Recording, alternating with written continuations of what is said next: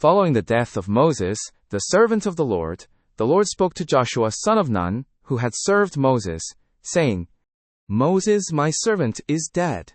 Now, therefore, arise, you and all these people, and cross the Jordan River into the land I am about to give to the Israelites.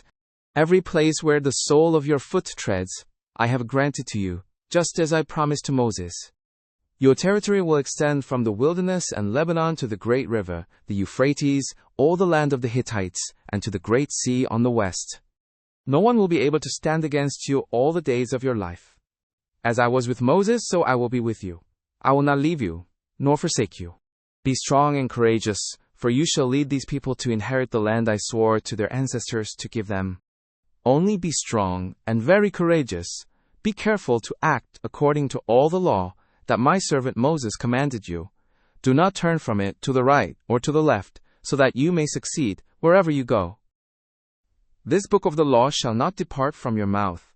You shall meditate on it day and night, so that you may be careful to do according to all that is written in it. Then you will make your way prosperous and achieve success. Have I not commanded you? Be strong and courageous. Do not be frightened or dismayed, for the Lord your God is with you wherever you go. So Joshua commanded the officers of the people, saying, Pass through the camp and instruct the people, prepare your provisions, for in 3 days you will cross the Jordan to take possession of the land the Lord your God is giving you. Joshua addressed the Reubenites, the Gadites, and the half-tribe of Manasseh. Remember the command that Moses, the servant of the Lord, gave you. The Lord your God is providing you a place of rest, and will give you this land. Your wives, children, and livestock may remain in the land Moses gave you east of the Jordan, but all your fighting men, ready for battle, must cross over ahead of your fellow Israelites and help them until the Lord gives them rest, as He is giving you, and they too have taken possession of the land the Lord your God is giving them. After that, you may return to occupy your own land, which Moses the servant of the Lord gave you east of the Jordan toward the sunrise. They responded to Joshua, We will do all that you have instructed us, and we will go wherever you send us.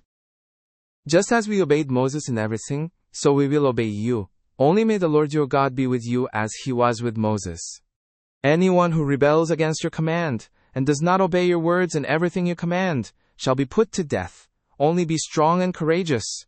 Then Joshua the son of Nun sent 2 men as spies, secretly from Shittim, instructing them, Go and explore the land, especially Jericho. They went and entered the house of a prostitute named Rahab, where they stayed. The king of Jericho was informed, Behold, some men from the Israelites have come here tonight to spy out the land. So the king of Jericho sent a message to Rahab, saying, Bring out the men who have come to you and entered your house, for they have come to spy out the entire land. But the woman had taken the 2 men and hidden them. She replied, Yes, the men did come to me, but I did not know where they were from. At dusk, when it was time to close the city gate, they left. I do not know which way they went. Pursue them, quickly, for you may overtake them. However, she had taken them up to the roof and hidden them under the stalks of flax she had laid out on the roof. So the men pursued them along the road to the fords of the Jordan, and as soon as the pursuers had gone out, the gate was shut. Before the spies lay down for the night, she went up to them on the roof, and said to them, I know that the Lord has given you this land, and that a great fear of you has fallen upon us, so that all the inhabitants of the land are in despair because of you. We have heard how the Lord dried up the water of the Red Sea before you when you came out of Egypt, and what you did to Sihon and Og, the 2 kings of the Amorites beyond the Jordan, whom you completely destroyed. When we heard of it, our hearts melted in fear, and no courage remained in anyone any longer because of you, for the Lord your God is God in heaven, above and on the earth below. Now then, please swear to me by the Lord, that you will show kindness to my family, as I have shown kindness to you.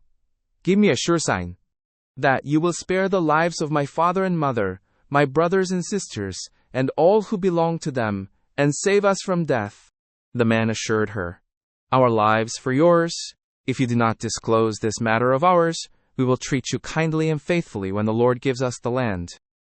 Then she let them down by a rope through the window, for her house was part of the city wall, so she lived on the wall. She advised them, "Go to the hills, so the pursuers will not find you. Hide there for 3 days until they return, and then go on your way." The men said to her, "This oath you made us swear will not be binding on us, unless, when we enter the land, you have tied this scarlet cord in the window through which you let us down, and have gathered your father, mother, brothers, and all your family into your house. If any of them go outside your house into the street, their blood will be on their own heads. We will not be responsible. But if anyone is harmed who is with you in the house, their blood will be on our heads. But if you disclose this matter of ours, we will be released from the oath you made us swear." She agreed, "Let it be as you say." So she sent them away, and they departed. She then tied the scarlet cord in the window. When they left, they went to the hills and stayed there for 3 days, until the pursuers had searched all along the road and returned without finding them. Then the 2 men returned, descended from the hills, crossed over, and came to Joshua, the son of Nun. They reported to him all that had happened to them.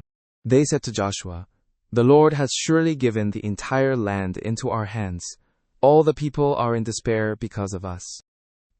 Joshua rose early in the morning, and he and all the Israelites set out from Shittim and arrived at the Jordan, where they lodged before crossing over.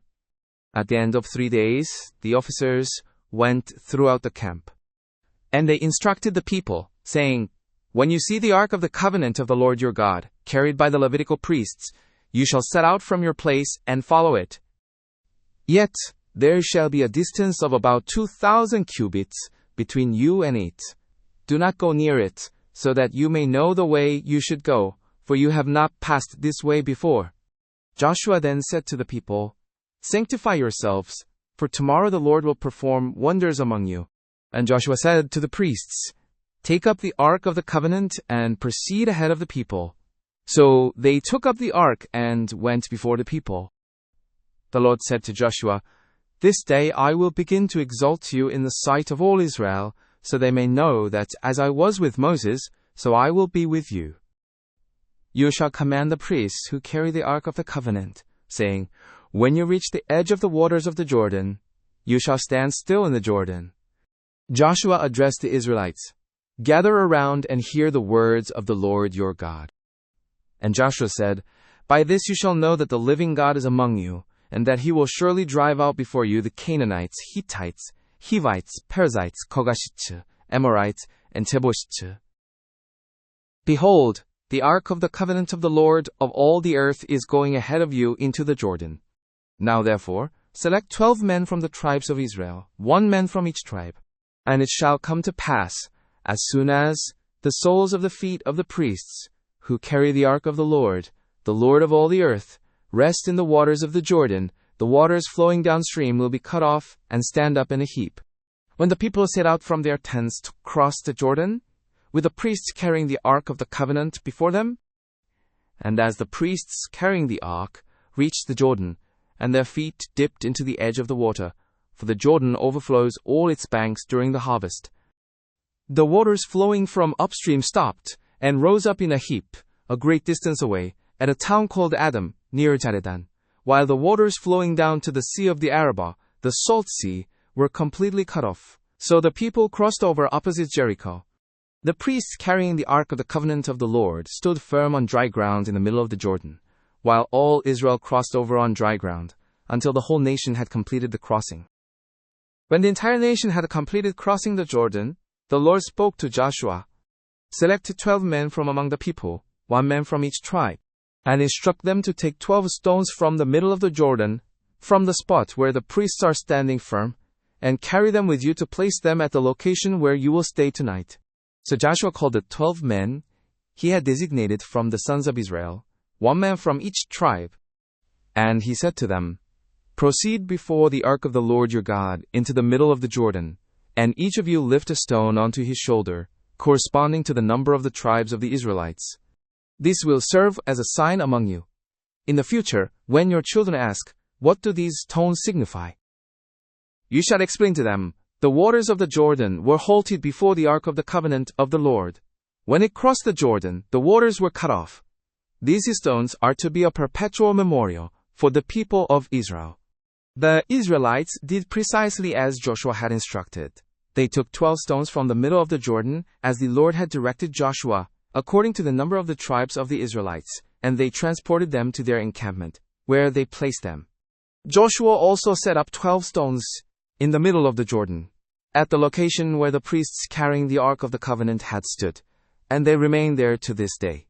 The priests carrying the Ark stood in the middle of the Jordan, until everything the Lord had commanded Joshua was completed by the people. Following all that Moses had instructed Joshua, the people hurried across, and once all had crossed, the Ark of the Lord and the priests came to the other side, while the people observed. The sons of Reuben, Gad, and the half-tribe of Manasseh crossed over in battle formation ahead of the Israelites, as Moses had commanded them. Approximately 40,000 armed for battle crossed over before the Lord to the plains of Jericho, ready for war. On that day, the Lord exalted Joshua in the sight of all Israel, and they revered him throughout his life, just as they had revered Moses. Then the Lord spoke to Joshua and said, "Command the priests carrying the Ark of the Covenant law to come up from the Jordan." So Joshua instructed the priests, "Come up from the Jordan." It happened that when the priests carrying the Ark of the Covenant of the Lord came up from the middle of the Jordan, and their feet touched the dry ground, the waters of the Jordan returned to their place and overflowed its banks as before. On the 10th day of the first month, the people came up from the Jordan Oyatot Perumal Jeret Li Walans Wajarvu Ogo, and camped at Gilgal, on the eastern border of Jericho.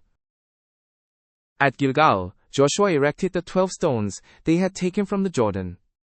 He addressed the Israelites, "In the future, when your descendants ask their fathers, 'What do these stones mean?' you shall inform them, 'Israel crossed the Jordan on dry ground.' For the Lord your God dried up the waters of the Jordan before you until you had crossed over, just as the Lord your God did to the Red Sea, which he dried up before us until we had crossed. He did this so that all the peoples of the earth might recognize that the hand of the Lord is mighty, and so that you may always revere the Lord your God. When all the kings of the Amorites, west of the Jordan, and all the kings of the Canaanites by the sea, heard how the Lord had dried up the waters of the Jordan before the Israelites, until they had crossed over, their hearts melted in fear, and they lost all spirit to face the Israelites. At that time the Lord instructed Joshua, "Prepare flint knives, and perform the circumcision on the Israelites once more." So Joshua prepared the flint knives and carried out the circumcision of the Israelites at Kibisahararos. This is why Joshua circumcised them. All the males, the men of war who came out of Egypt, died in the wilderness on the journey after leaving Egypt. All the people who came out had been circumcised, but those born in the wilderness on the way from Egypt had not been circumcised. The Israelites wandered in the wilderness for 40 years until all the men of war who had come out of Egypt perished because they did not obey the Lord. The Lord had sworn that they would not see the land he had promised their ancestors, a land flowing with milk and honey. So he raised up their sons in their place, and these were the ones Joshua circumcised, as they were uncircumcised, having not been circumcised on the journey. After the whole nation had been circumcised, they stayed in the camp until they were healed. Then the Lord said to Joshua, "Today I have rolled away the disgrace of Egypt from you." Therefore the place has been called Gilgal to this day. While camped at Gilgal on the plains of Jericho, the Israelites observed the Passover on the evening of the 14th day of the month. The day after the Passover, on that very day, they ate some of the produce of the land, unleavened bread and roasted grain. The manna ceased the day after they ate the produce of the land. There was no longer any manna for the Israelites, and that year they ate the yield of the land of Canaan. When Joshua was near Jericho, he looked up and saw a man standing in front of him with a drawn sword in his hand. Joshua approached him and asked, "Are you for us, or for our adversaries?" He replied, "Neither, but as commander of the Lord's army, I have now come." Then Joshua fell face down to the ground in reverence and asked, "What message does my Lord have for his servant?" The commander of the Lord's army said to Joshua, "Remove your sandals, for the place where you are standing is holy." And Joshua did so. Now Jericho was securely shut up because of the Israelites. No one went out and no one came in. And the Lord said to Joshua, "See, I have given Jericho into your hand, along with its king and its mighty men of valor. You shall march around the city, all the men of war, circling the city once. You shall do this for 6 days. And 7 priests shall carry 7 trumpets of rams, horns before the ark. On the 7th day you shall march around the city 7 times, and the priests shall blow the trumpets.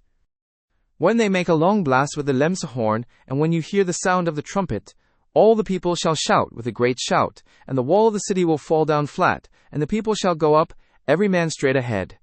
So Joshua son of Nun called the priests, and said to them, Take up the ark of the covenant, and let 7 priests carry 7 trumpets of rams' horns in front of the ark of the Lord. And he said to the people, Proceed and march around the city, and let the armed men go ahead of the ark of the Lord. And it was so, that, when Joshua had spoken to the people, the 7 priests, carrying the 7 trumpets of rams' horns before the Lord, went forward, blowing the trumpets, and the ark of the covenant of the Lord followed them. The armed guard went ahead of the priests who blew the trumpets, and the rear guard followed the ark, while the trumpets kept sounding. But Joshua had commanded the people, saying, You shall not shout or let your voice be heard, nor shall any word come out of your mouth, until the day I tell you to shout. Then you shall shout. So he had the ark of the Lord carried around the city, circling it once. Then they returned to the camp and spent the night there. Joshua rose early at dawn, and the priests took up the ark of the Lord. The 7 priests carrying the 7 trumpets of rams' horns went on continually before the ark of the Lord, blowing the trumpets, and the armed men went ahead of them, and the rear guard followed the ark of the Lord, while the trumpets kept sounding. On the 2nd day, they marched around the city once and went back to the camp. They did this for 6 days. On the 7th day, they rose early at dawn, and marched around the city in the same manner 7 times. Only on that day did they march around the city 7 times. At the 7th time, when the priests blew the trumpets, Joshua said to the people, Shout! For the Lord has granted you the city. The city, and all that is in it, shall be devoted to the Lord. Only Rahab the prostitute, and all who are with her, in her house shall be spared, because she hid the messengers we sent. But keep yourselves from the things devoted to destruction, so that you do not covet them, and take any of the devoted things, and make the camp of Israel liable to destruction, and bring disaster upon it. All the silver and gold, and the articles of bronze and iron are sacred to the Lord. They shall go into the treasury of the Lord. So the people shouted, and the priests blew the trumpets. And when the people heard the sound of the trumpet, they shouted with a great shout, and the wall fell down flat. So the people went up into the city, every man straight ahead, and they took the city. They utterly destroyed all that was in the city, both man and woman, young and old, and ox, sheep, and donkey, with the edge of the sword. Joshua said to the 2 men who had spied out the land, Go into the prostitute's house, and bring out the woman and all she has, in accordance with your oath to her. So the young men who had done the spying went in and brought out Rahab, her father, her mother, her brothers, and all she had. They also brought out all her relatives and placed them outside the camp of Israel. Then they burned the city with fire and everything in it. Only the silver and gold, and the articles of bronze and iron, they put into the treasury of the house of the Lord. But Joshua spared Rahab the prostitute with her family and all who belonged to her, because she hid the messengers whom Joshua had sent to spy out Jericho, and she has lived among the Israelites to this day.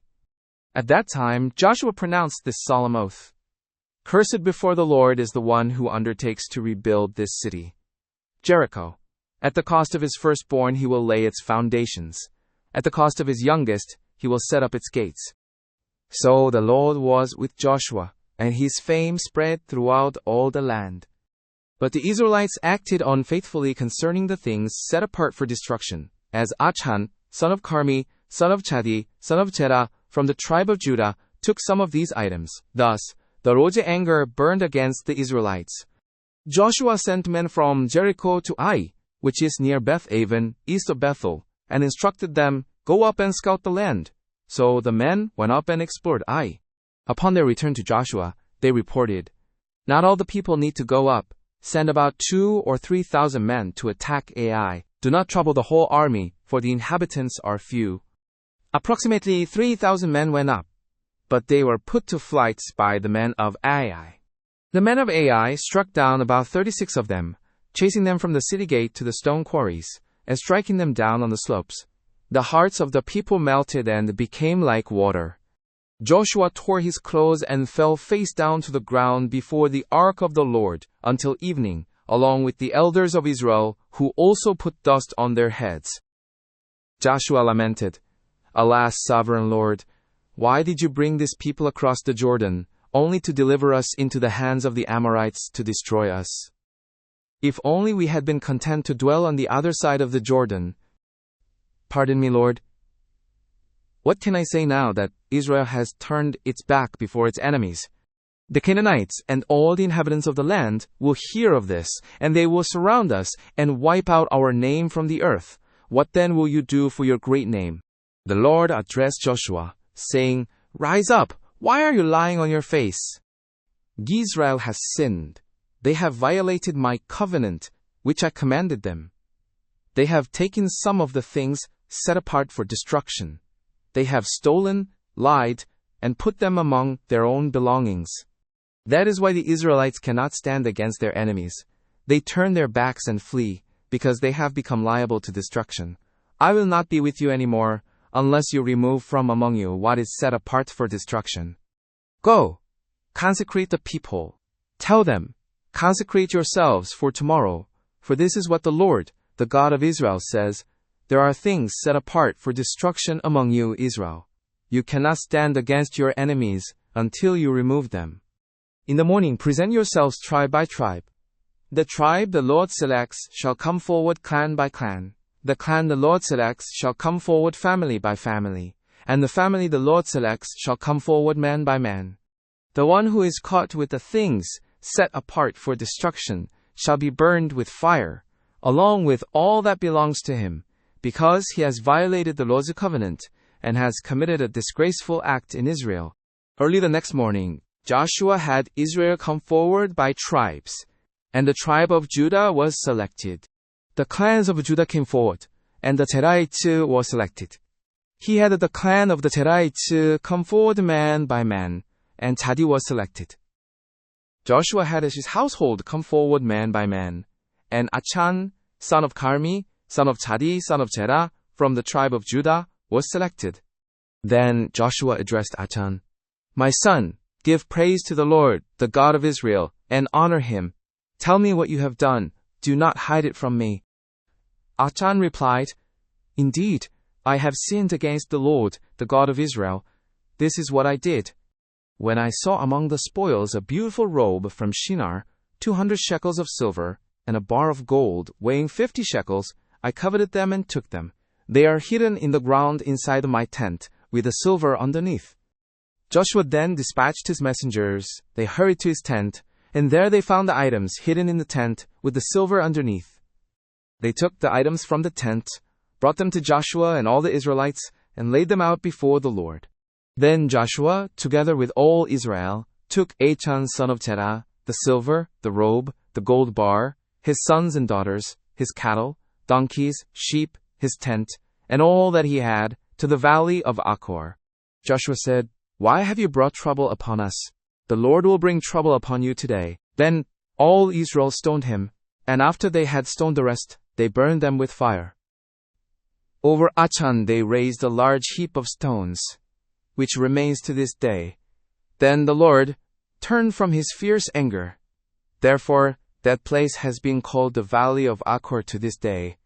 Then the Lord spoke to Joshua, saying, "Do not fear or be discouraged. Take all the warriors with you, and go up to Ai. See, I have delivered into your hands the king of Ai, his people, his city, and his land. You shall do to Ai and its king as you did to Jericho and its king, but you may take its spoils and livestock for yourselves. Set an ambush behind the city." So Joshua rose with all the people of war to go up to Ai. He selected 30,000 valiant warriors and sent them out by night with these instructions: "Behold, you shall ambush the city from behind. Do not go far from it, but all of you be on the alert.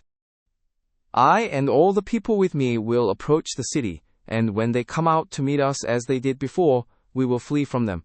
They will pursue us until we have drawn them away from the city, for they will say, They are fleeing before us, as they did previously, so we will flee before them. Then you shall rise from your hiding place, and take control of the city, for the Lord your God will give it into your hands. When you have taken the city, set it on fire, in accordance with the word of the Lord. See, you have my command. Joshua sent them away, and they went to the place of ambush, and lay in wait between Bethel and Ai, on the west side of Ai. But Joshua spent that night with the people.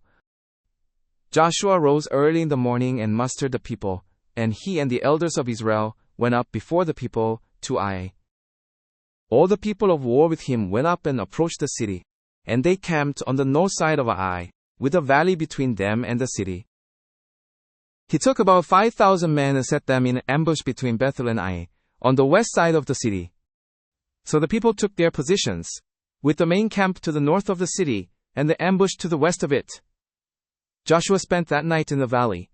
When the king of Ai saw this, he and all his men of the city hurried out early to meet Israel in battle at the appointed place before the desert plain, but he did not know there was an ambush against him behind the city.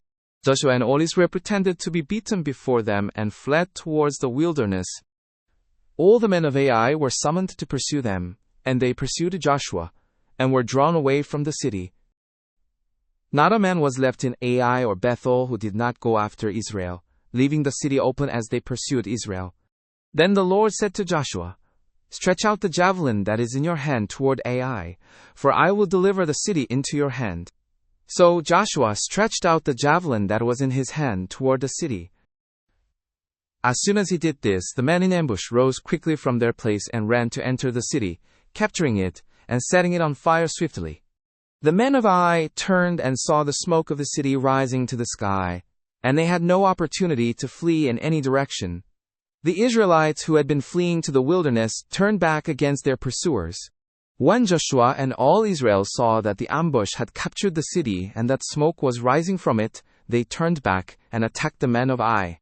The others came out of the city against them, so they were caught in the middle, with Israelites on both sides. Israel struck them down, leaving neither survivors nor fugitives.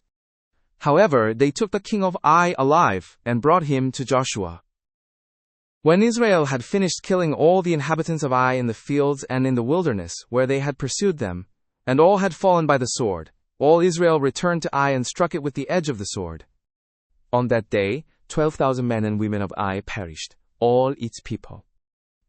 For Joshua did not withdraw the hand with which he stretched out the javelin, until he had utterly destroyed all the inhabitants of Ai.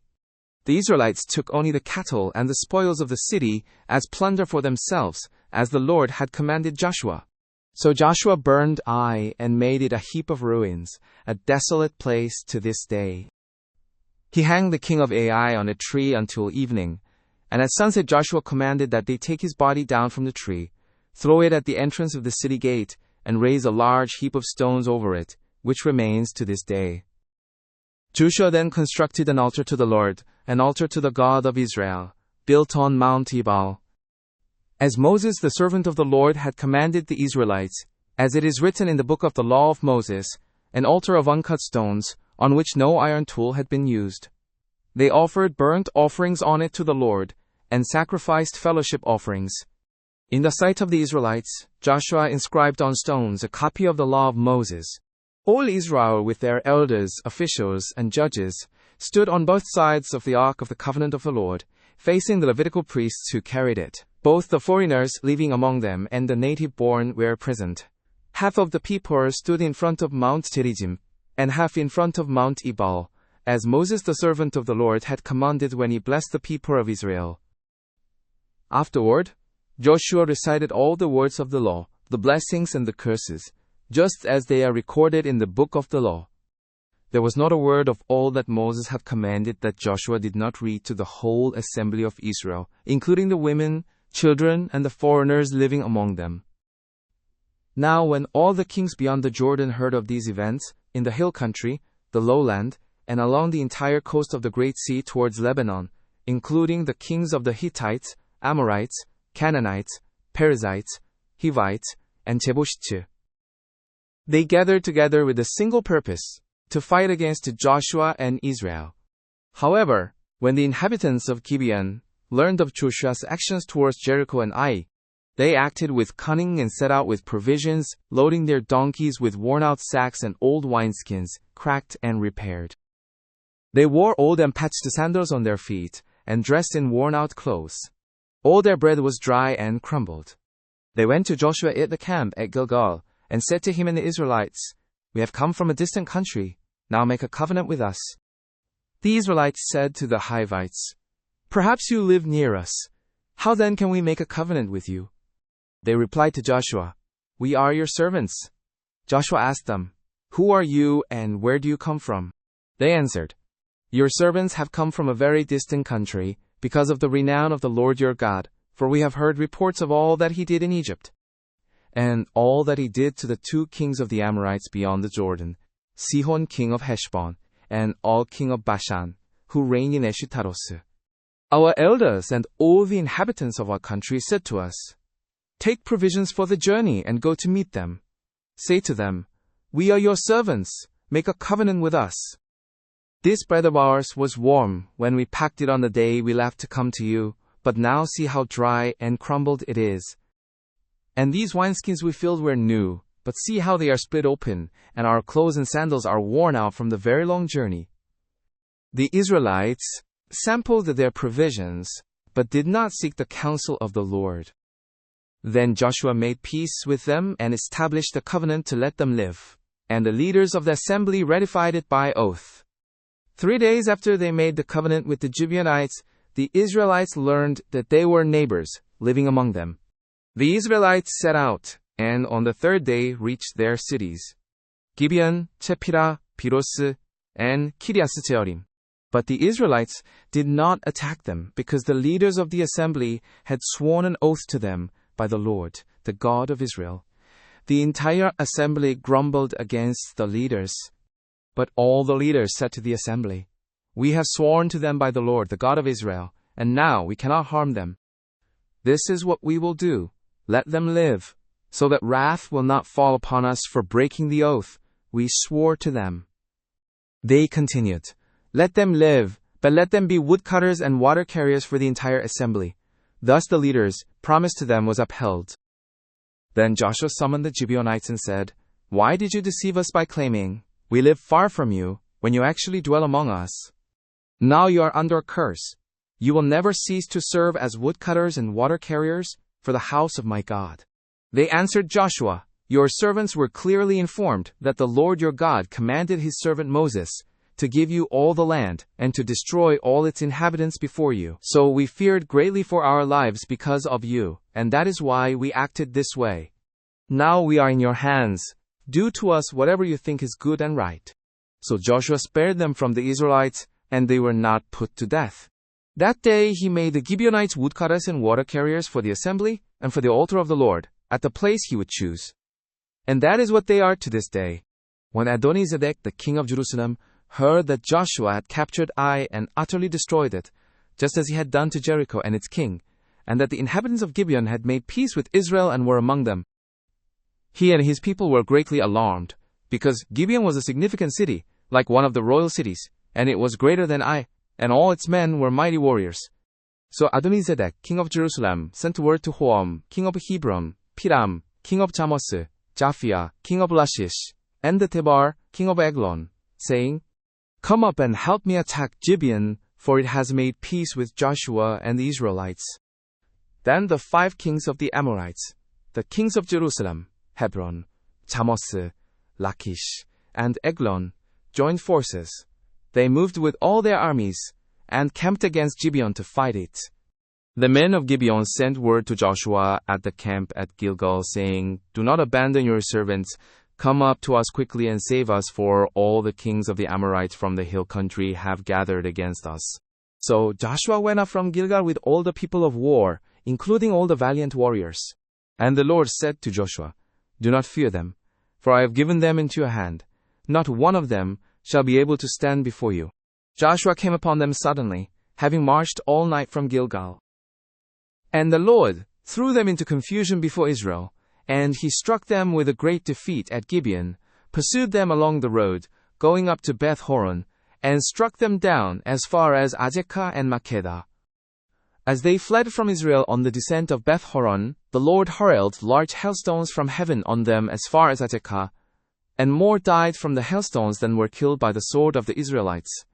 Then Joshua spoke to the Lord on the day the Lord delivered the Amorites over to Israel, and he said in the sight of Israel, Sun, stand still over Gibeon, and moon, over the valley of Ajalon. So the sun stood still, and the moon stopped, until the nation avenged themselves on their enemies. Is it not written in the book of Jashar? The sun stopped in the middle of the sky and delayed going down for about a whole day. There was no day like that before or since, when the Lord listened to the voice of a man, for the Lord fought for Israel. Joshua, along with all Israel, returned to the camp at Gilgal. Now the 5 kings had fled and hidden themselves in the cave at Makkedah. And it was reported to Joshua, the 5 kings have been found hidden in the cave at Makkedah. Joshua instructed, roll large stones against the mouth of the cave, and post men by it to guard them. But do not stay there. Pursue your enemies and attack them from behind. Do not let them enter their cities, for the Lord your God has given them into your hand. When Joshua and the Israelites had finished striking them with a great defeat, until they were destroyed, and the survivors who escaped had entered fortified cities, all the people returned safely to Joshua in the camp at Makkedah, and no one uttered a word against the Israelites. Joshua commanded, open the mouth of the cave and bring those 5 kings out to me. So the 5 kings were brought out of the cave, the kings of Jerusalem, Hebron, Tamas, Lachish, and Eglon. When they had brought these kings to Joshua, he called for all the men of Israel, and said to the commanders of the army who had gone with him, come forward, and put your feet on the necks of these kings. So they came forward and put their feet on their necks. Joshua said to them, do not be afraid or dismayed. Be strong and courageous, for the Lord will do this to all the enemies you fight. Then Joshua struck them and put them to death, and he hung them on 5 trees, and they were left hanging on the trees until evening. At sunset Joshua commanded, and they took them down from the trees and threw them into the cave where they had hidden, and placed large stones over the mouth of the cave, which remain to this day. That day Joshua captured Makkedah and struck it and its king with the sword. He utterly destroyed everyone in it, leaving no survivors, and he did to the king of Makkedah as he had done to the king of Jericho. Then Joshua and all Israel with him moved on from Makkedah to Libnah and fought against it. The Lord also gave that city and its king into Israel's hand. Joshua struck it with the sword, leaving no survivors, and he did to its king as he had done to the king of Jericho. Then Joshua and all Israel with him moved on from Libnah to Lachish, took up positions against it, Lash's people and attacked it. The Lord handed Lachish over to Israel, and Joshua captured it on the 2nd day. He struck it with the sword, just as he had done to Libnah. Meanwhile Horam, king of Gezer, came up to help Lachish, but Joshua defeated him and his army, leaving no survivors. Then Joshua and all Israel with him moved on from Lachish to Eglon, took up positions against it, and attacked it. They captured it that same day and struck it with the sword, utterly destroying everyone in it, just as they had done to Lachish. Afterwards Joshua and all Israel with him went up from Eglon to Hebron and attacked it. They captured it and struck it with the sword, along with its king, its villages, and everyone in it. He left no survivors, just as they had done to Eglon. Then Joshua and all Israel with him turned to Tabor and attacked it. They captured it, its king, and its villages, and struck them with the sword. He utterly destroyed everyone in it, leaving no survivors, just as he had done to Hebron and Libnah. So Joshua conquered the whole region, including the hill country, the Negev, the western foothills, and the mountain slopes, along with all their kings. He left no survivors, utterly destroying all who breathed it, as the Lord, the God of Israel, had commanded. Joshua subdued the area from Kadesh Barnea to Gaza, and from the whole region of Goshen to Gibeon. All these kings and their lands Joshua captured in one campaign, because the Lord, the God of Israel, fought for Israel. Afterwards, Joshua, along with all Israel, returned to the camp at Gilgal. When Jaribin king of Hazor heard of this, he sent word to Jobab king of Madon, to the king of Shimron, and to the king of Akshaphu, and to the northern kings in the hill country, in the Arabah south of Chineros, in the lowlands, and on the heights of Dor on the west. To the Canaanites, on the east and west, the Amorites, Hittites, Perizzites, and Jebusites in the hill country, and to the Hivites below Hermon, in the land of Mizpeh. They came out with all their armies, as numerous as the sand on the seashore, with a great many horses and chariots. All these kings joined forces and camped together at the waters of Merom to fight against Israel. The Lord said to Joshua, "Do not be afraid of them, for by this time tomorrow I will deliver all of them slain into Israel's hands. You are to hamstring their horses and burn their chariots with fire." So Joshua and all his warriors came upon them suddenly at the waters of Merom and attacked them. And the Lord delivered them into the hands of Israel. They defeated them and pursued them as far as Great Sidon, Misrephoth-maim, and the valley of Mizpeh to the east, until no survivors were left. Joshua did to them as the Lord had instructed. He hamstrung their horses and burned their chariots with fire. At that time Joshua turned back and captured Hazor, striking its king with the sword, for Hazor had been the head of all these kingdoms. They struck all the people who were in it with the sword, utterly destroying them, leaving no one who breathed, and he burned Hazor with fire. Joshua captured all these royal cities and their kings and struck them with the sword, utterly destroying them, as Moses the servant of the Lord had commanded. However, Israel did not burn any of the cities built on their mounds, except Hazor, which Joshua burned. The Israelites took all the spoils and livestock of these cities as their plunder, but they struck every person with the sword until they had destroyed them, leaving no one breathing. As the Lord had commanded his servant Moses, so Moses commanded Joshua, and Joshua did it. He left nothing undone of all that the Lord commanded Moses. So Joshua took all this land, the hill country, all the Negev, the whole region of Goshen, the lowlands, the Arabah, and the mountains of Israel, with their lowlands. From Mount Halak, which rises toward Seir, to Baal-gad in the valley of Lebanon below Mount Hermon, he captured all their kings and put them to death. Joshua engaged in conflict with all these kings for an extended period. Except for the Hivites living in Gibeon, not a single city made peace with the Israelites. They took them all in battle. For it was the Lord's doing to harden their hearts to wage war against Israel, so that he might utterly destroy them, exterminating them without mercy, as the Lord had commanded Moses.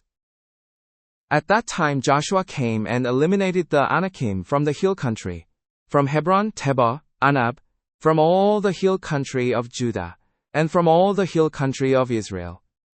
Joshua utterly destroyed them and their cities. No Anakim were left in Israelite territory. Only in Gaza, Gath, and Ashdod did any survive. So Joshua took the whole land, just as the Lord had spoken to Moses, and he gave it as an inheritance to Israel according to their tribal divisions. Then the land had rest from war. These are the kings of the land whom the Israelites defeated, and whose territory they took possession of beyond the Jordan towards the sunrise, from the Arnon Gorge to Mount Hermon, including all the eastern Arabah. Mersha-Antak, Sihon king of the Amorites, who lived in Heshbon. He ruled from Aroer on the edge of the Arnon Gorge, from the middle of the gorge, and half of Gilead, even as far as the Jabbok River, which is the border of the Ammonites. He also ruled over the eastern Arabah from the Sea of Chineros to the Sea of the Arabah, that is, the Salt Sea, eastward to Beth Jeshimoth, and southward below the slopes of Pisgah. And the territory of Og king of Bashan, one of the last of the Rephaim, who lived in Eshtaros and Edrei. He ruled over Mount Hermon, Salekah, all of Bashan to the border of the Geshurite, and the Maacathites, and half of Gilead to the border of Sihon king of Heshbon. Moses, the servant of the Lord, and the Israelites defeated them. And Moses, the servant of the Lord, gave their land as a possession to the Reubenites, the Gadites, and the half-tribe of Manasseh. Here are the kings of the land whom Joshua and the Israelites defeated on the west side of the Jordan, from Baal-gad in the valley of Lebanon to Mount Halak, which rises towards Seir. Joshua gave their lands as an inheritance to the tribes of Israel according to their divisions. The lands included the hill country, the lowlands, the Arabah, the mountain slopes, the wilderness, and the Negev, the lands of the Hittites, Amorites, Canaanites, Perizzites, Hivites, and Jebusites. These were the kings. The ruler of Jericho, 1. The ruler of Ai, near Bethel, 1. Jerusalem's king, 1. Hebron's king, 1. Jarmuth's king, 1. Lachish's king, 1. Eglon's king, 1. Gezer's king, 1. Debir's king, 1. Kedor's king, 1. Horma's king, 1. Arad's king, 1. Libnah's king, 1. Adullam's king, 1. Makkeda's king, 1. Bedel's king, 1. Tappuah's king, 1. Hepher's king, 1. Apek's king, 1. Rasharon's king, 1. Madon's king, 1. Hazor's king, 1. Shimron Meron's king, 1. Akshap's king, 1. Taanach's king, 1. Megiddo's king, 1. Kedesh's king, 1. Jonim Carmel's king, 1. Bus king situated on the heights of Dor, 1. Goim's king at Gilgal, 1. Tizah's king, 1. 31 kings in all. Joshua was now old and advanced in years, when the Lord said to him, "You are old and advanced in years, and there remains a substantial portion of the land to be possessed. This is the land that remains, all the regions of the Philistines and the Geshurite, from the Shiao, which is east of Egypt, to the territory of Ekron to the north, which is considered Canaanite, the 5 rulers of the Philistines, the Kazite, the Ashdodite, the Ashkelonite, the Gittite, the Ekronite, and the Abubite. To the south, all the land of the Canaanites, and Meirah that belongs to the Sidonians, as far as Aphek, to the border of the Amorites, and the land of the Gebarite, and all of Lebanon towards the east, from Baal-Gad, below Mount Hermon to Lebo-Hamath. All the inhabitants of the hill country from Lebanon to Misrephoth-Maim, all the Sidonians, I will drive out from before the Israelites, only allotted to Israel as an inheritance, as I have commanded you. Now therefore, apportion this land as an inheritance among the 9 tribes and the half-tribe of Manasseh." With the other half-tribe, the Reubenites and the Gadites received their inheritance, which Moses gave them east of the Jordan, just as Moses, the servant of the Lord, had given them. From Aroer, which is on the edge of the valley of the Arnon, with the city in the middle of the valley, and all the plain of Medeba, as far as Dibon. And all the cities of Sihon king of the Amorites, who reigned in Heshbon, extending to the border of the Ammonites, including Gilead, the lands of the Geshurite and Maacathites, all Mount Hermon, and all Bashan, as far as Salekah, all the kingdom of Og in Bashan, who reigned in Ishtaros and Edrei. He was the last of the Rephaim. For Moses defeated them and took over their land. But the Israelites did not drive out the Geshurite or the Maacathites. Thus, Geshur and Maacah live among Israel to this day. Only to the tribe of Levi he did not give an inheritance. The offerings by fire to the Lord, the God of Israel, are their inheritance, as he promised them. Thus Moses allocated an inheritance to the tribe of the sons of Reuben, according to their families. Their territory was from Aroer, which is on the edge of the valley of the Arnon, with the city in the middle of the valley, and all the plain by Medeba. Heshbon and its surrounding cities on the plain, Dibon, Bamoth Baal, Beth Baal, Meon, the towns of Jahaz Kedemoth, and Mephaath, the towns of Kiriataim, Sibmah, and Zeres Shahar, situated on the hill of the valley, the area of Beth Peor, the slopes of Pisgah, and Beth Jeshimoth, Lakopsu Dutra, all the cities of the plain, and the entire kingdom of Sihon, king of the Amorites, who reigned in Heshbon, whom Moses struck with the leaders of Midian, Avi, Leku, Zur, Hur, and Reba, the leaders of Sihon, who lived in the land. The Israelites also killed Balaam son of Beor, who practiced divination with the sword among the rest of their dead. The border of the Reubenites was the Jordan. This was the inheritance of the sons of Reuben according to their families, the cities and their villages. Moses granted an inheritance to the tribe of Gad, to the sons of Gad, according to their families. Their territory included Jazer and the cities of Gilead, and half the land of the sons of Ammon, reaching to Aroer, which is opposite Rabbah, and from Heshbon, extending to Ramath Mitzpeh and Betonim, and from Mahanaim to the border of Debir, and in the valley, Bet Haram, Bet Nimnah, Succoth, and Zaphon, the remaining part of the kingdom of Sihon king of Heshbon, with the Jordan as a border, reaching to the lower end of the sea of Chinnereth beyond the Jordan, to the east. This is the inheritance of the sons of Gad, according to their families, including the cities and their villages. Moses also gave an inheritance to the half-tribe of Manasseh. It was for the half-tribe of the sons of Manasseh, according to their families. Their territory extended from Mahanaim, including all Bashan, the entire kingdom of Og king of Bashan, and all the towns of Teo, which are in Bashan, totaling 60 cities. Also half of Gilead, with Eshtaros and Edrei, the cities of the kingdom of Og in Bashan, were for the sons of Manasseh, for half of the sons of Manasseh, according to their families. These are the lands which Moses allocated as an inheritance in the plains of Moab, east of the Jordan at Jericho. But to the tribe of Levi, Moses did not give an inheritance. The Lord, the God of Israel, is their inheritance, as he had promised them. These are the territories which the Israelites inherited in the land of Canaan, which Eleazar the priest, Joshua son of Nun, and the heads of the tribal clans of Israel apportioned to them as inheritances. Their inheritances were distributed by lot, as the Lord had commanded through Moses, for the 9 tribes and the half-tribe. For Moses had given the inheritance to the 2 tribes and the half-tribe east of the Jordan, but he did not grant an inheritance to the Levites among them. Joseph's descendants formed 2 tribes, Manasseh and Ephraim.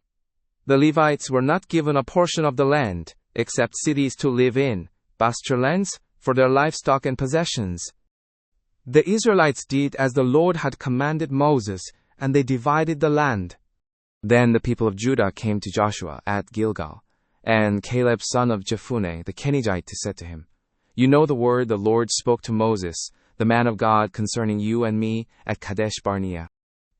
I was 40 years old when Moses the servant of the Lord sent me from Kadesh Barnea to explore the land, and I brought back a report according to my convictions. But my fellow Israelites, who went up with me, made the hearts of the people melt with fear. However, I followed the Lord my God wholeheartedly. So on that day Moses swore to me, 'The land on which your feet have walked shall be your inheritance and that of your children forever, because you have followed the Lord my God wholeheartedly.' And now, behold, the Lord has kept me alive, just as he promised, these 45 years since the Lord spoke this to Moses, while Israel was in the wilderness. Now here I am today, 85 years old. I am still as strong today as I was on the day Moses sent me out. My strength now is as it was then, for battle and for going out and coming in. Now give me this here country that the Lord promised me that day.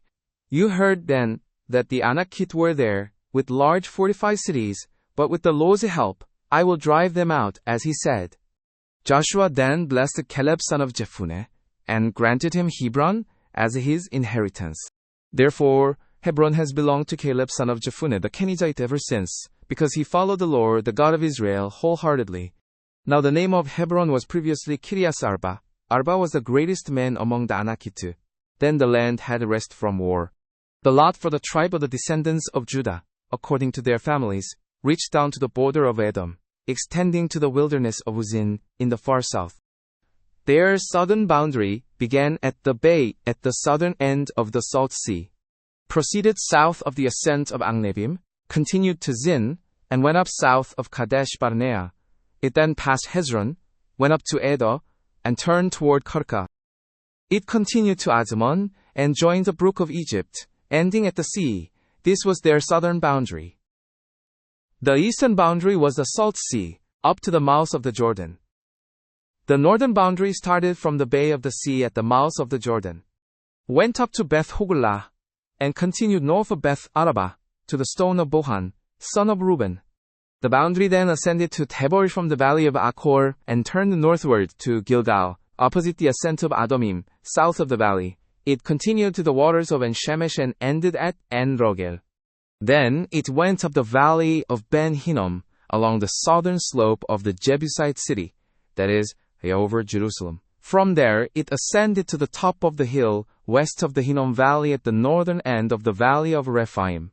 From the hilltop, the boundary turned toward the spring of the waters of Nephotah, went out to the cities of Mount Ephron, and turned toward the Baalah, that is, Kiriath Jearim.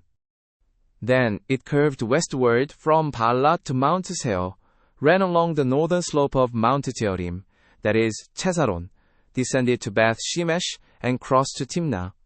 It went to the northern slope of Ekron, turned toward Shikkeron, passed along to Mount Baalah, and reached Temnil, where the boundary ended at the sea. The western boundary was the coastline of the Great Sea. These were the boundaries around the descendants of Judah according to their families. In accordance with the Lord's command to Joshua, he gave to Caleb son of Jephunneh a portion among the descendants of Judah, namely Kiriath Arba. Arba was the father of Anak, that is, Hebron. Caleb drove out from there the 3 sons of Anak, Sheshai, Ahiman, and Talmai, the descendants of Anak. From there he went up against the inhabitants of Tabor, formerly known as Kiriath Sepher. Caleb said, "To the man who attacks and captures Kiriath Sepher, I will give my daughter Aksah in marriage." Othniel son of Kenaz, Caleb's brother, captured it. So Caleb gave him his daughter Aksah in marriage. When she came to Othniel, she urged him to ask her father for a field. She dismounted from her donkey, and Caleb asked her, "What do you want?" She replied, "Grant me a blessing. Since you have given me land in the Negev, give me also springs of water." So Caleb gave her the upper and lower springs. This is the inheritance of the tribe of the descendants of Judah, according to their families. The southernmost towns and their villages of the tribe of Judah in the Negev toward the boundary of Edom were Kazil, Eder Abel to his people, Kainah, and Dimonah, and the settlement of Adadah, Kedeshi, and Hazor, and the settlement of Isnan, Ziph, 가난 사람, and the settlement of Pilos, Hazor Hadattah, Kerioth Hezron, known as Hazor, Amam, and Sima, and the settlement of Mulada, Hazar-Gada, and Heshimon, and the settlement of Beth Peleh, Hazar-Shual, and Beersheba, and the settlement of Bijioshia, Baalah, Anansae, Pedonteim, Fanfais, Hedekessi, Remense, El-Tolad, and Chesil, and the settlement of Horma, Ziklag, and Sitmanna, and the settlement of Sensana, Lebas, Shirim, Ain, and Rimmon, a total of 29 towns along with their villages. In the Shephelas Eshtaol, Enzorah, and the settlement of Eshna, Zanoah, and En-Gennim, and Tapua, and the settlement of Inam, Chamos, and Adullam, and Soko, and the settlement of Azekah, Sharaim, Aditaim, Gedera, and Gedrotaim, 14 towns along with their villages. Jenan had on the settlement of Migdal-Gad, Dillin, Tailzo and Mizpeh, and the settlement of Jokil, Lachish, and Boches, and the settlement of Eglon, Kebon, and Ramas, and the settlement of Chitlish, Kedros, Beth Dagon, Nama, and Makkedah, 16 towns along with their villages. Libnah, Tailzo and Eter, and the settlement of Ashan, Yiftah, and Eshina, and the settlement of Neshib, Gila, and Akshib, and Maresha, 9 towns along with their villages. Ekron, along with its surrounding towns and villages. To the west of Ekron, all the areas near Ashdod, along with their villages. Ashdod, its towns and villages, Gaza, its towns and villages, as far as the brook of Egypt and the coastline of the Great Sea. In the mountainous region, Shamir, Tetiah, and Soko, Dana, and Kiriath Sana, that is, Tabor, Anab, and Eshitmo, and the settlement of Enim, Goshen and Holon and Gilo, 11 towns along with their villages. Arab, Tuma, and the settlement of Ishan, Zenom, Beth Tapua, and the settlement of Apekah, Humta, Kiriath Arba, that is Hebron, and Geo, 9 towns along with their villages. Mantombal, Mantolvis, Leon, and Carmel, and Ziph, and the settlement of Juttah, Jezreel, and Jokdim, and the settlement of Zanoah, Cain, and Gibeah, and the settlement of Timnah, 10 towns along with their villages. Halhul, and Beth Jur, and the settlement of Kedor, Maores, Beth Anos, and Eltekon, 6 towns along with their villages. Kiriath Baal, that is, Kiriath Jearim, and Rabbah, 2 towns along with their villages. In the desert region, Beth Araba, Midin, and Sekaka, Nipsan, the city of salt, and Engedi, 6 cities, towns along with their villages. The descendants of Judah could not drive out the Jebusites living in Jerusalem, so the Jebusites lived there with the descendants of Judah to this day. The lot for the descendants of Joseph began at the Jordan near Jericho, east of the springs, and proceeded into the wilderness, ascending through the hill country to Bethel. From Bethel, it moved to Luzit, and crossed to the border of the Attites at Ataros. It then descended westward to the territory of the Japhertites, reaching as far as Lower Beth-horon, and extending to Gezer, ending at the sea. Thus the descendants of Joseph, Manasseh and Ephraim received their inheritance. This was the territory allotted to the Ephraimites according to their clans.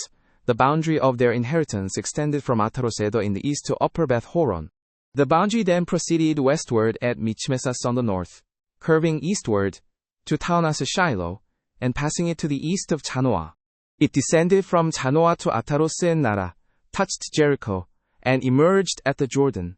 From Tappuah, the border moved westward to the Kana ravine, and ended at the sea. This was the inheritance of the tribe of the Ephraimites, according to their clans. Additionally, there were towns and their villages set apart for the Ephraimites within the inheritance of the Manassites. They did not expel the Canaanites living in Gezer. Therefore, the Canaanites continued to live among the Ephraimites to this day, and they became subject to forced labor. This was the allotment for the tribe of Manasseh, the firstborn of Joseph, to Machiru, the firstborn of Manasseh, and the father of Gilead, who was a man of war, were given Gilead and Bashan. So the allotment was made for the rest of the tribe of Manasseh, according to their clans, for the descendants of Abiezer, Helek, Azrael, Shechem, Hepher, and Shemida. These were the male descendants of Manasseh, son of Joseph, by their clans. Now Zelophehad, son of Hepher, the son of Gilead, the son of Machiru, the son of Manasseh, had no sons, but only daughters. Their names were Mahirah, Noah, Hoglah, Milcah, and Tirzah. They approached Eleazar the priest, Joshua son of Nun, and the leaders, and said, "The Lord commanded Moses to give us an inheritance among our relatives." So Joshua gave them an inheritance among the uncles of their father, in accordance with the Lord's command.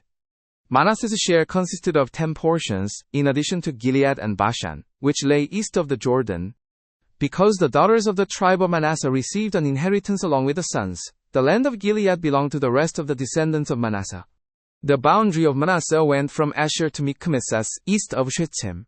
The boundary then ran southward, to include the people living at En Tappuah. The land of Tappuah itself belonged to Manasseh, but Tappuah, on the border of Manasseh, belonged to the descendants of Ephraim. Then the boundary descended to the Kana ravine, south of the ravine. Towns belonging to Ephraim were among those of Manasseh, but the boundary of Manasseh was on the north side of the ravine, and ended at the sea. The land on the south belonged to Ephraim, and that on the north to Manasseh. The sea was their boundary. They touched Asher on the north and Issachar on the north. Within Issachar and Asher, Manasseh also had Bethshan, Iblim, and the people of Dor, Endor, Tanachi, and Megiddo, each with their surrounding settlements. Yet the descendants of Manasseh were not able to drive out the people of those cities, and the Canaanites persisted in living there. However, when the Israelites grew strong, they subjected the Canaanites to forced labor but did not drive them out completely. The descendants of Joseph said to Joshua, "Why have you given us only one allotment and one portion for an inheritance? We are a numerous people, and the Lord has blessed us greatly." Joshua replied, "If you are so numerous, and the hill country of Ephraim is too small for you, go up into the forest, and clear land for yourselves there in the territory of the Perizzites and Rephaim." The descendants of Joseph said, "The hill country is not enough for us, and all the Canaanites who live in the plain have chariots fitted with iron, both those in Bethshan and its settlements and those in the valley of Jezreel." But Joshua said to the tribes of Joseph, to Ephraim and Manasseh, "You are numerous and very powerful. You will not have only one allotment. The forested hill country will also be yours.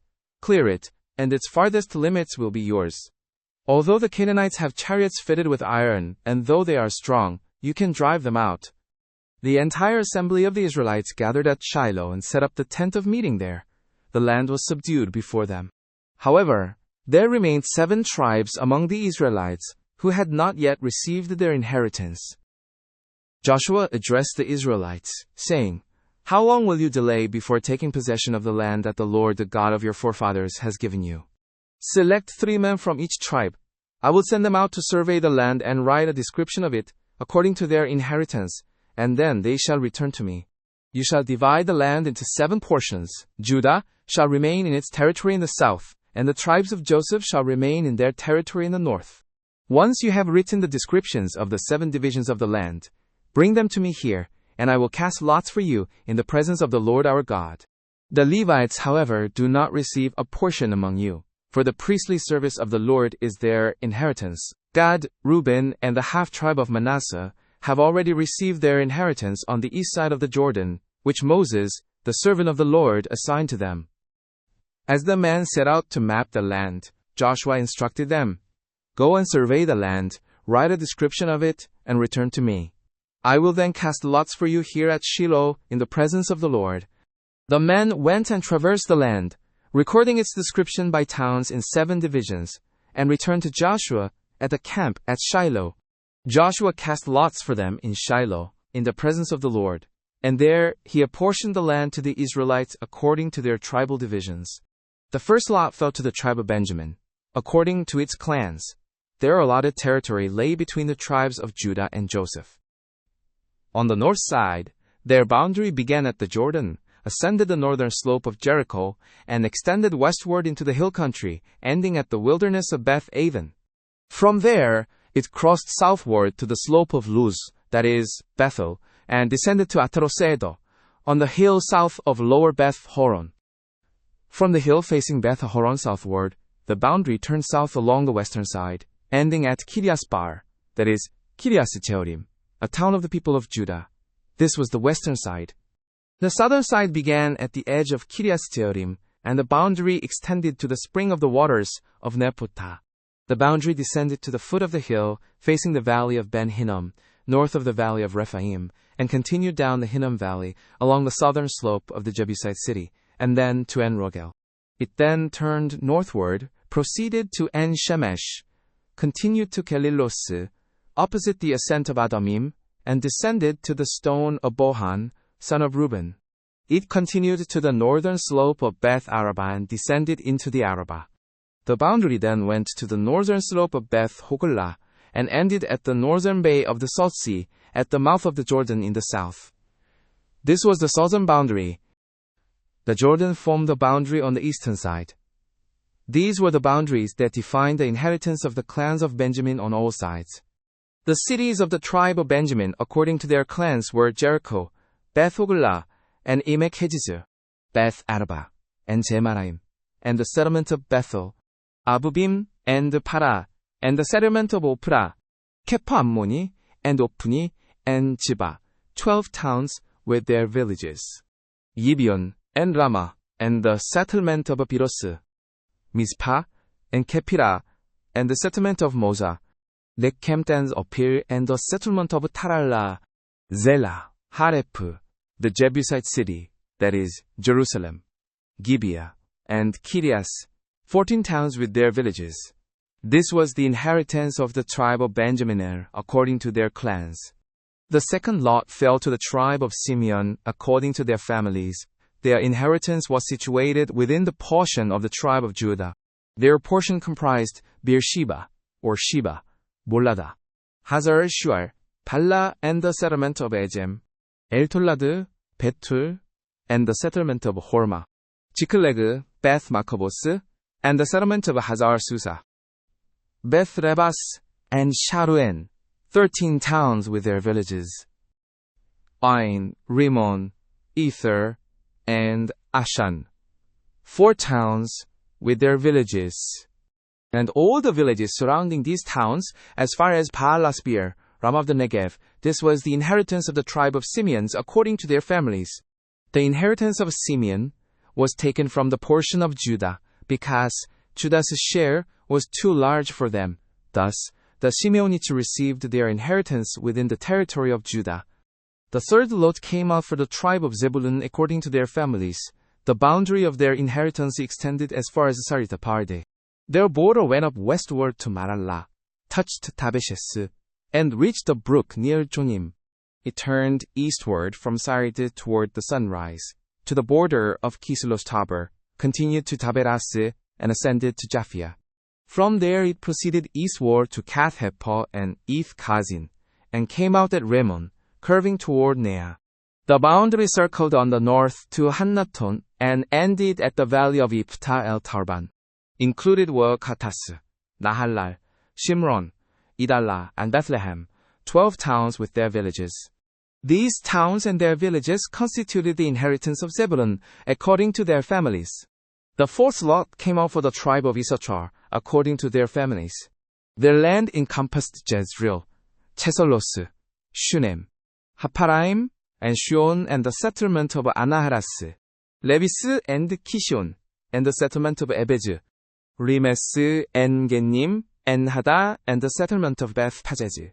The boundary touched Tabor, Shahijma, and Beth-Shemesh, and ended at the Jordan, 16 towns with their villages. These towns and their villages were the inheritance of the tribe of Issachar, according to their families. The fifth lot came out for the tribe of Asher, according to their families. Their territory included Helkes, Hali, Beton, and Akshaph, Alamilchi, Amad, and Mishal. On the west, the boundary touched Carmel and Shear-Libnas. It turned eastward toward Beth-Dagon, touched Zebulun in the valley of Iphta-el, and went north to Beth-Emek and Neir, passing Kabul on the left. It went to Hebron, Leobu, Hammon, and Cana, as far as Greater Sidon. The boundary then turned back toward Ramah and went to the fortified city of Tyre, turned toward Hosa, and ended at the Mediterranean Sea in the region of Aksib. Included were Ummah, Aphek, and Rehob, 22 towns with their villages. These towns and their villages were the inheritance of the tribe of Asher, according to their families. The sixth lot came out for the tribe of Naphtali, according to their families. Their boundary started from Heleph and the large tree in Chaonanim, passing Adami-Nekeb and Temnil to Lakham, and ending at the Jordan. The boundary turned westward to Azunos Tabor, and came out at Hukkok. It touched Zebulun on the south, Asher on the west, and the Jordan on the east. The fortified towns were Jidim, Chol, Hemas, Laches, and Kinos, Adama, and Zeramek-Haren-Zerosoro, and the settlement of Hazor, Kedeshi, and Edrei, and the settlement of En-Hazor, Iron, Migdal-El, Horem, Beth-Anath, and Beth-Shemesh, 19 towns with their villages. These towns and their villages were the inheritance of the tribe of Naphtali, according to their families. The seventh lot came out for the tribe of Dan Tosa, according to their families. The territory of their inheritance included Zorah, Eshitaol, and Ir-Shemesh, Shalabin, and Aijalon, and the settlement of Isra, Elon, and Timnah, and the settlement of Ekron, Eltekeh, and Gibeson, and the settlement of Baalas. The cities of Jeod, Bene-Berak, and Gath-Rimmon, Mizakon, and Nakon, along with the region facing Joppa. After the Danites lost their territory, they went up and attacked Leshem, captured it, and settled there, renaming it Dan after their ancestor. These towns and their villages were the inheritance of the tribe of Dan, according to their families. Once the land had been divided into its portions, the Israelites granted Joshua son of Nun an inheritance among them. As the Lord had commanded, they gave him the town he requested, Timnath-Serah, in the hill country of Ephraim. He built up the town and settled there. These are the territories that Eleazar the priest, Joshua son of Nun, and the heads of the tribal clans of Israel assigned by lot at Shiloh, in the presence of the Lord, at the entrance to the tent of meeting. Thus, they completed the division of the land. Then the Lord addressed Joshua, saying, "Speak to the Israelites, instructing them to appoint the cities of refuge, as I directed you through Moses, so that anyone who kills a person unintentionally and without prior intent may flee there and find sanctuary from the avenger of blood. When they flee to one of these cities, they must stand at the entrance of the city gate and present their case to the elders of that city. The elders shall then admit the fugitive into the city, and provide them with a place to live among them. If the avenger of blood pursues them, the elders must not hand over the one who committed manslaughter, as they kill their neighbor unintentionally and without prior malice. They shall remain in that city until they have stood trial before the assembly, and until the death of the high priest serving at that time. After that, they may return to their own home in the town from which they fled. Thus they set apart Kiddish in Galilee, in the hill country of Naphtali, Shechem in the hill country of Ephraim, and Kiriath Arba, which is Hebron, in the hill country of Judah. Across the Jordan east of Jericho, they appointed Bezor in the wilderness on the plateau from the tribe of Reuben, Ramoth in Gilead, from the tribe of Gad, and Golan in Bashan from the tribe of Manasseh. These were the designated cities for all the Israelites and any foreigner residing among them, so that anyone who kills a person unintentionally could flee there and not be killed by the avenger of blood before standing trial before the assembly. The leaders of the Levite families approached Eleazar the priest, Joshua son of Nun, and the heads of the families of the Israelite tribes. They spoke to them at Shiloh in the land of Canaan, saying, "The Lord instructed through Moses to give us towns to dwell in, along with pasture lands for our livestock." So, as the Lord had commanded, the Israelites gave the Levites towns and pasture lands from their own inheritance. The first lot was cast for the clans of the Kohathites. So these the descendants of Levi, descendants of Aaron the priest, received by lot from the tribes of Judah, Simeon, and Benjamin 13 cities. The remaining descendants of Kohath were allotted 10 towns from the families of the tribes of Ephraim, Dan, and half of Manasseh. The descendants of Gershon received 13 towns from the families of the tribes of Issachar, Asher, Naphtali, and the half-tribe of Manasseh in Bashan. The descendants of Merari, according to their families, were given 12 towns from the tribes of Reuben, Gad, and Zebulun. So the Israelites allocated these towns and their pasture lands to the Levites, as the Lord had instructed through Moses. From the tribes of Judah and Simeon, they assigned the following towns by name. These towns were for the descendants of Aaron, from the Kohathite clans of the Levites, as their lot was first. They gave them Kiriath Arba, that is, Hebron, with its surrounding pasture lands, in the hill country of Judah. Arba was the father of the line of Anak.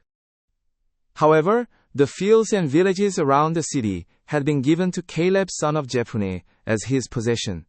So they gave the city of Hebron to Aaron's descendants, a the refuge for one who killed someone unintentionally. They also gave Aaron's descendants the towns of Libnah, Jattir and Eshtamoa, Holon and Debor, Ain, Juttah, and Beth Shemesh, along with their pasture lands, 9 towns from these 2 tribes. From the tribe of Benjamin, they gave Gibeon, Sheba, Anathoth, and Almon, along with their pasture lands, 4 towns. The total number of towns for the priests, the descendants of Aaron, was 13, along with their pasture lands. The remaining Kohathite clans of the Levites received towns from the tribe of Ephraim. In the hill country of Ephraim, they were given Shechem, a city of refuge for one who killed someone unintentionally, and Gezer, Kizaim, and Beth Horon, with their pasture lands, 4 towns. From the tribe of Dan, they were given Eltekeh, Gibeson, Aijalon, and Gath-rimmon, with their pasture lands, 4 towns. From half the tribe of Manasseh, they received Tanachi and Gath-rimmon, with their pasture lands, 2 towns. In total, these 10 towns and their pasture lands were given to the remaining Kohathite clans. The Cushionite clans of the Levites were given. From the half-tribe of Manasseh, Golan in Bashan, a city of refuge for one who killed someone unintentionally, and Be-eshtera, with their pasture lands, 2 towns. From the tribe of Issachar, they were given Kishion, Taberas, Chamoth, and Engennim, with their pasture lands, 4 towns. From the tribe of Asher, they were given Mishal, Abdon, Helkes, and Rehob, with their pasture lands, 4 towns. From the tribe of Naphtali, they received Kadesh in Galilee, a city of refuge for one who killed someone unintentionally, Hemosdor, and Karatan, with their pasture lands, 3 towns.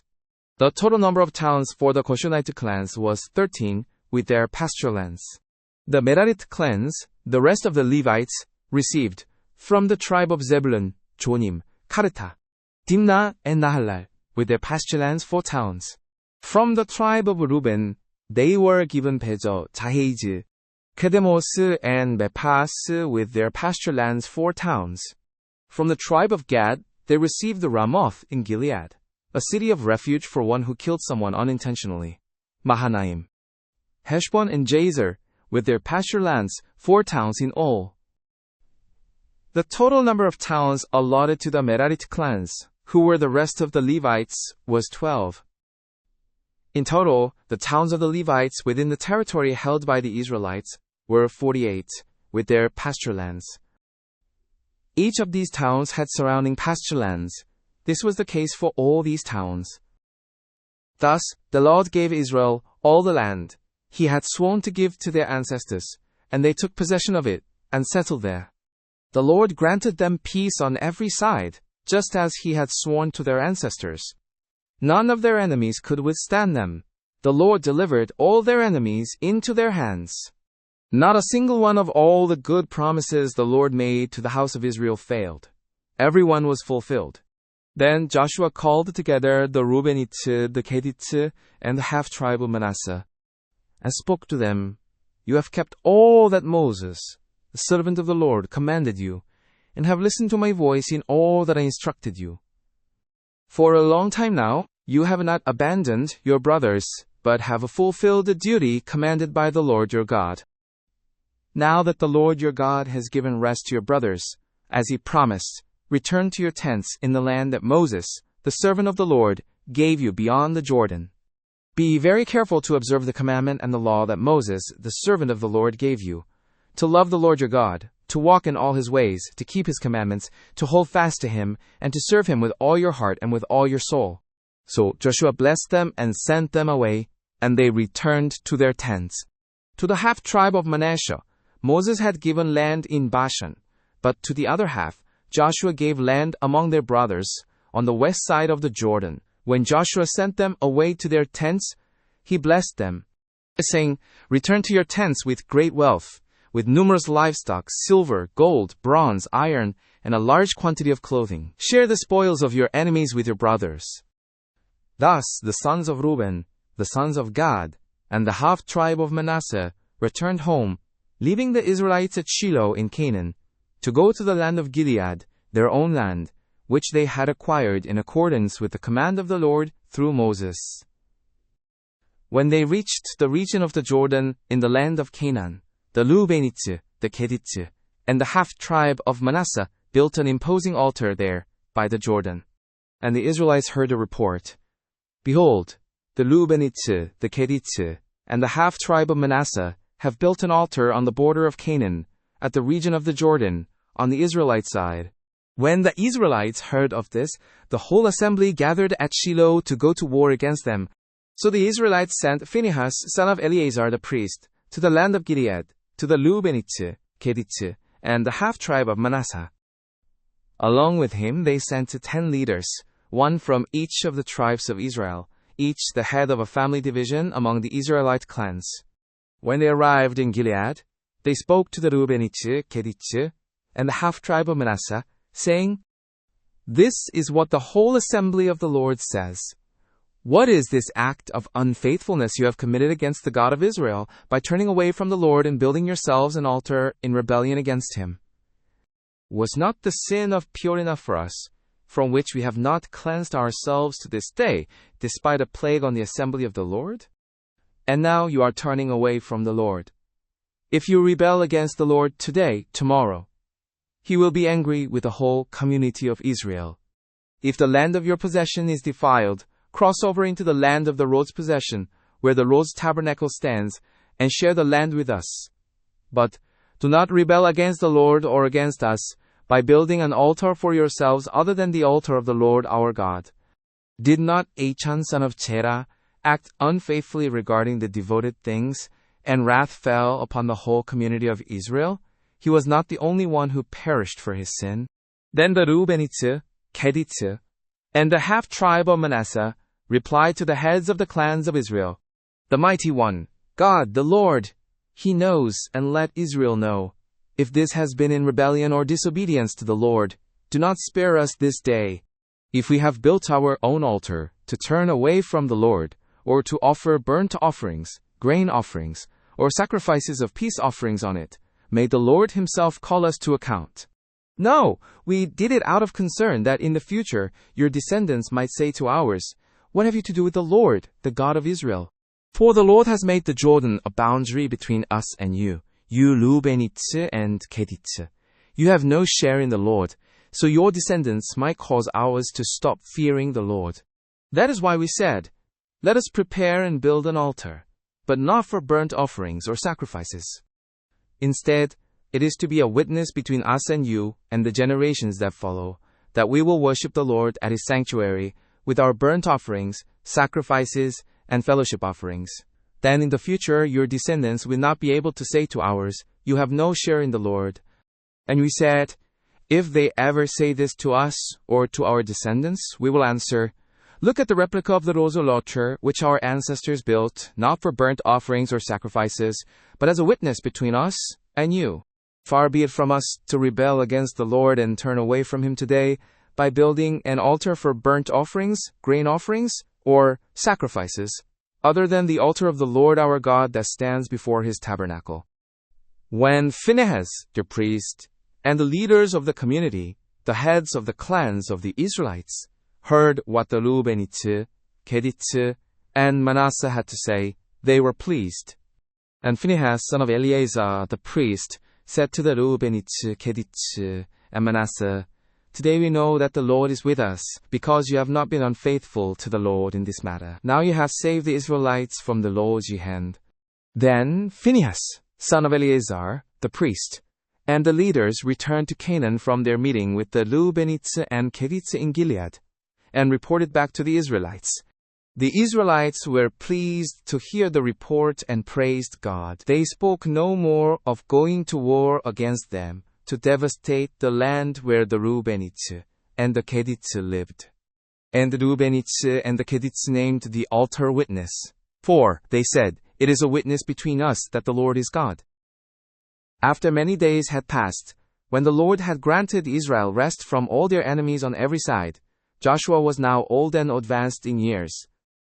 And he summoned all Israel, their elders, leaders, judges, and officials, and said to them, "I am now old and advanced in years. You have witnessed all that the Lord your God has done to all these nations for your sake, for it is the Lord your God who has fought for you. Remember how I have allocated to you these remaining nations as an inheritance for your tribes, along with all the nations I have conquered, from the Jordan to the Great Sea in the west. The Lord your God will drive them out from before you and push them away for your sake, and you will take possession of their land, just as the Lord your God has promised you. Be very determined to observe and do everything written in the book of the law of Moses, without deviating to the right or to the left, so that you do not associate with these remaining nations among you, nor mention the names of their gods, nor swear by them, serve them, or bow down to them. But you are to cling to the Lord your God, as you have done up to this day.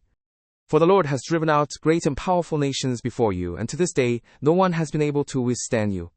One of you can put 1,000 to flight, because the Lord your God fights for you, just as he promised. So take great care to love the Lord your God. But if you ever turn away and cling to the survivors of these nations that remain among you, and intermarry with them, and associate with them, then be certain that the Lord your God will no longer drive out these nations before you. Instead, they will become snares and traps for you, whips on your sides and thorns in your eyes, until you perish from this good land which the Lord your God has given you. Now, I am about to go the way of all the earth, and you know with all your heart and soul that not one of all the good promises the Lord your God has made to you has failed. Every promise has been fulfilled, not one has failed. But just as all the good things the Lord your God promised you have come upon you, so the Lord will bring upon you all the evil things he has warned, until he has destroyed you from this good land which the Lord your God has given you. If you violate the covenant of the Lord your God, which he commanded you, and go and serve other gods and bow down to them, then the Lord's anger will burn against you, and you will quickly perish from the good land he has given you. Then Joshua gathered all the tribes of Israel at Shittim and called for the elders, leaders, judges, and officials of Israel, and they presented themselves before God. Joshua said to all the people, "This is what the Lord, the God of Israel, says. In ancient times your ancestors, including Terah, the father of Abraham and Nahor, lived beyond the Euphrates River and worshipped other gods. But I took your father Abraham from beyond the Euphrates and led him throughout the land of Canaan, and multiplied his descendants, giving him Isaac. To Isaac I gave Jacob and Esau. I assigned the hill country of Seir to Esau, but Jacob and his sons went down to Egypt. Then I sent Moses and Aaron, and I afflicted Egypt by what I did there, and afterwards I brought you out. I brought your ancestors out of Egypt, and you came to the sea, and the Egyptians pursued them with chariots and horsemen to the Red Sea. But when they cried out to the Lord, He put darkness between you and the Egyptians, and brought the sea over them and covered them. Your own eyes saw what I did in Egypt. Then you lived in the wilderness for a long time. I brought you to the land of the Amorites, who lived beyond the Jordan. They fought against you, but I handed them over to you, and you took possession of their land when I destroyed them before you. Then Balak son of Zippor, king of Moab, rose to fight against Israel, and sent for Balaam son of Beor to curse you. But I would not listen to Balaam, so he blessed you repeatedly, and I delivered you from his hand. You crossed the Jordan and came to Jericho. The citizens of Jericho fought against you, as did the Amorites, Perizzites, Canaanites, Hittites, Girgashites, Hivites, and Jebusites, but I handed them over to you. I sent the hornet ahead of you, which drove them out before you, including the 2 Amorite kings. It was not by your sword or bow. I gave you a land on which you did not toil, and cities you did not build, and you live in them, and eat from vineyards and olive groves that you did not plant. Now therefore, fear the Lord, and serve Him with all faithfulness. Throw away the gods your ancestors worshipped beyond the Euphrates River and in Egypt, and serve the Lord. But if serving the Lord does not appeal to you, then choose today whom you will serve, whether the gods your ancestors served beyond the Euphrates, or the gods of the Amorites, in whose land you are living. But as for me and my household, we will serve the Lord." Then the people answered, "We would never abandon the Lord to serve other gods. It was the Lord our God who brought us and our ancestors up out of Egypt, from that land of slavery, and performed those great signs before our eyes. He protected us on our entire journey and among all the nations through which we traveled. The Lord drove out before us all the nations, including the Amorites who lived in the land. We too will serve the Lord, for He is our God." Joshua said to the people, "You may find it difficult to serve the Lord. He is a holy God. He is a zealous God. He will not overlook your rebellion and your sins. If you turn away from the Lord and serve other gods, He will bring disaster upon you and bring an end to you after He has been good to you." But the people were adamant to Joshua, "We are determined to serve the Lord." Then Joshua said, "You acknowledge that you are witnesses to your own decision to serve the Lord." "Yes, we are witnesses," they replied. "Now then," said Joshua, "get rid of the foreign gods that are among you, and direct your hearts to the Lord, the God of Israel." And the people said to Joshua, "We will serve the Lord our God and listen to His voice." On that day Joshua established a covenant for the people, and there at Shittim He reaffirmed for them decrees and laws. And Joshua recorded these things in the book of the law of God. Then he took a large stone and set it up there under the oak near the sanctuary of the Lord. "See," he said to all the people, "this stone will be a witness against us.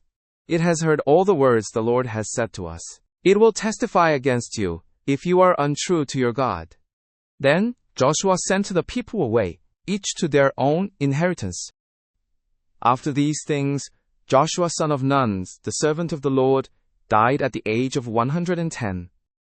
And they laid him to rest in the land of his inheritance, at Timnath-serah, in the hill country of Ephraim, north of Mount Gaashi. Israel served the Lord throughout the lifetime of Joshua and of the elders who outlived him and who had witnessed all the works the Lord had done for Israel. And Joseph's bones, which the Israelites had brought up from Egypt, were buried at Shechem in the tract of land that Jacob bought for 100 pieces of silver from the sons of Hamor, the father of Shechem. This became the inheritance of Joseph's descendants. And Eleazar son of Aaron died and was buried at Gibeah, which had been given to his son Phinehas in the hill country of Ephraim.